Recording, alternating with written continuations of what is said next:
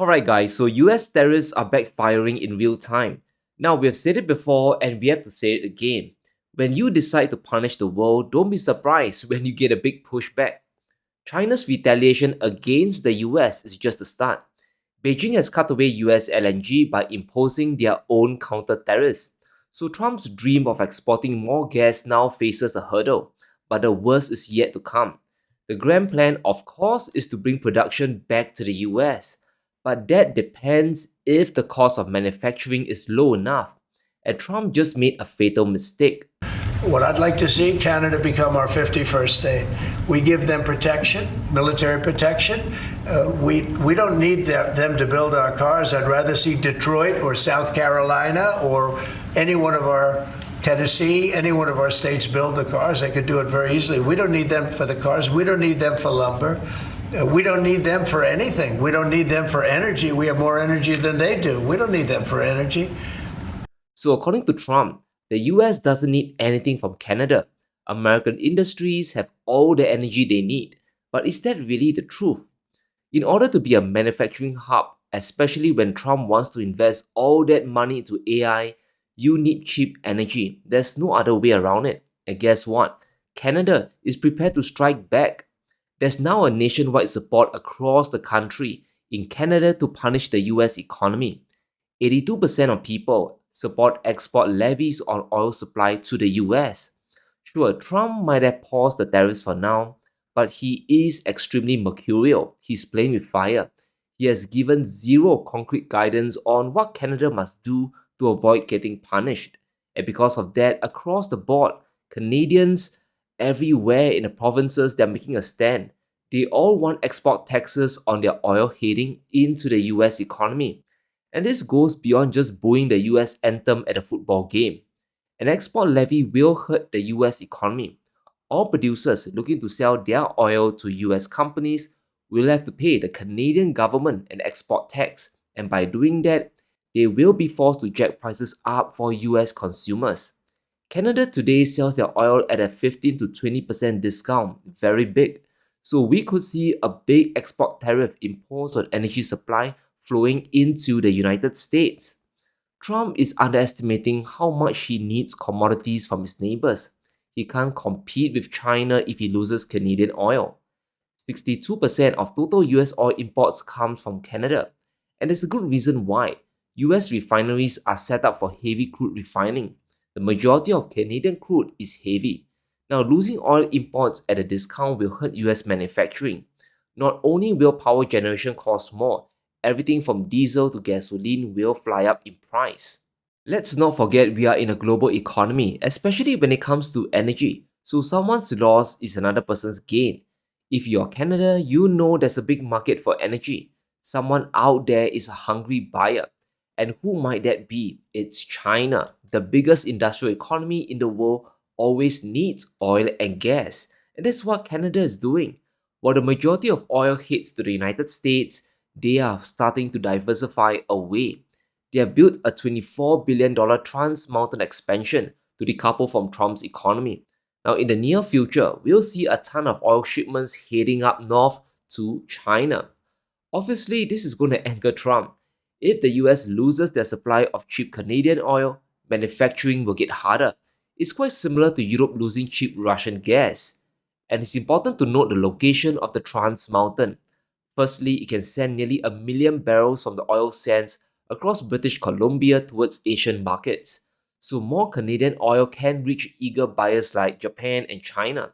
More importantly, this pipeline is Trump-proof.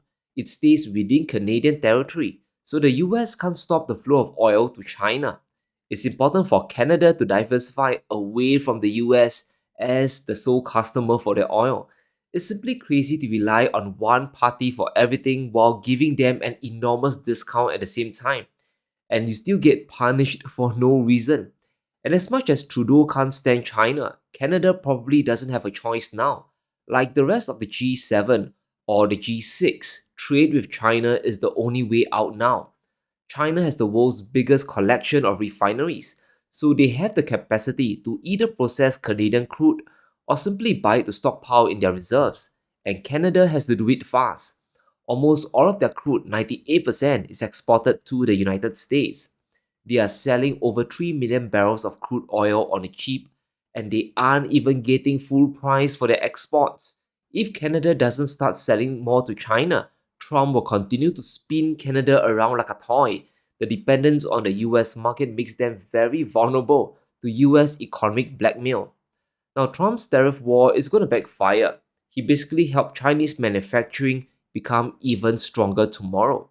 Not only is China getting cheap Russian gas, they now have access to more Canadian oil. This is not the art of the deal. This is not a winning move. You're supposed to make US energy cost less, not cost more. Even before this own goal, China's manufacturing is still the global leader by 2030. They will account for 45% of all global manufacturing value added. Trump's tariff war has just made China even more formidable. It's important to remember how different China's economy is from the US. When Beijing decides to push the country into an industrial powerhouse, they will fire on all cylinders. Now, ever since Trump's first trade war in 2018, we can see China making a conscious decision to do two things at once. Real estate loans started to stagnate. The Chinese government decided to pop the real estate bubble themselves. And instead, they decided to tell all the banks in China to lend more money to industry. If you want to build a new condo, it's going to be near impossible. But if you're developing new EVs like BYD, China will provide you all the money, all the financing that you need. And this is the advantage of a command economy. The US approach to reshoring shouldn't be to help China become even more competitive. It just works against them. It's very bizarre seeing how Washington conducts their economic and foreign policy. They simply threw away the playbook. Even the majority of Americans believe it's crazy. Punishing Canada is as good as punishing yourself. 38% believe it's a bad idea. Only 28% believes what Trump said wholesale, that tariffs are a good idea. Now, most of the people who said no understand the inflation part. Their cost of living will get hammered. But once you understand this financial component, you'll quickly understand why the US is handicapping themselves.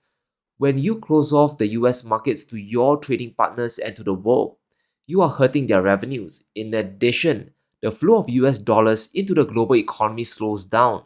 What does this do? It causes the US dollar to strengthen, to go up. So countries have fewer dollars amid a currency crisis. They don't have enough reserves to invest. Plus, they have a bad taste when it comes to dealing with the United States. The last thing they would do is to buy US bonds to prop up the economy. And this plays directly into China's hands. Over the past 5 years, China's 10-year bond yields have been dropping. It has gone from 3% to 1.6%. Now, Western media likes to call this a sign of China's economy collapsing, that investors are all hiding in Chinese government bonds. But here's the reality. Chinese companies can borrow money a whole lot cheaper than US manufacturers. Borrowing costs in the US is at least 3 times higher than China, and this puts enormous pressure on any production or expansion plans. This is what people aren't telling you. What the US economy needs to compete with China is to bring down bond yields and drive energy prices lower. That's the bare minimum needed to survive the Hunger Games. When you compete against Chinese manufacturers, you aren't just fighting with one factory in Shanghai or Shenzhen.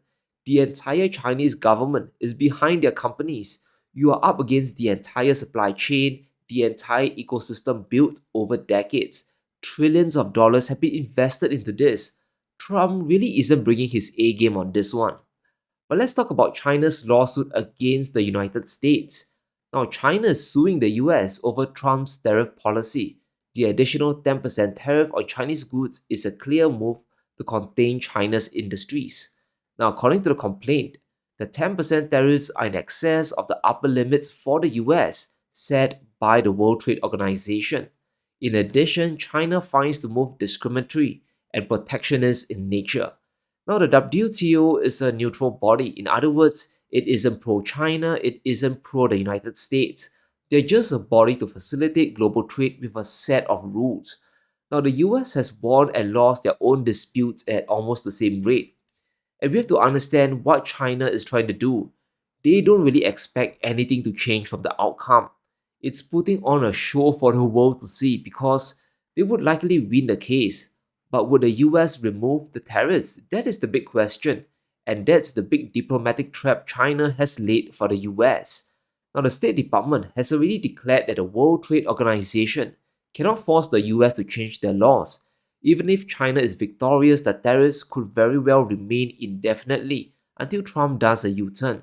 But what it does show to the world is that the US is ignoring the rules based order they were said to defend, and in fact, they are admitting that global trade isn't a priority for them anymore.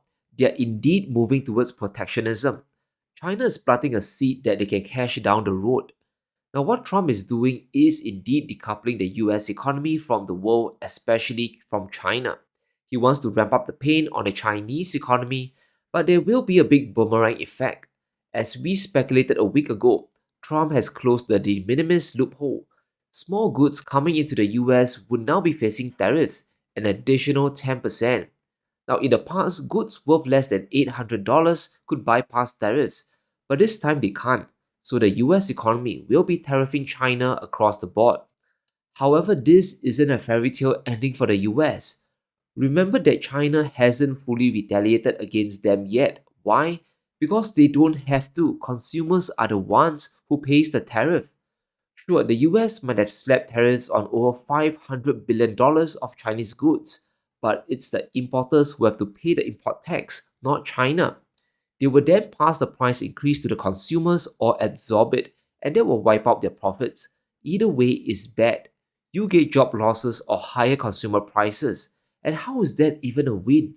And with Canada moving to sell oil to China, the tariff war has truly backfired. Just like the sanctions, you can't put the genie back into the bottle. Now the world knows the US is willing to use that card. The response is gonna be very predictable. Even G7 allies will be forced to trade more with China and the BRICS. But let me know what you think. Will Canada sell more oil to China? And will Trump reverse his China tariffs? Let me know in the comments below. Stay safe. Be sure to smash the like button and subscribe as we navigate through these crazy times.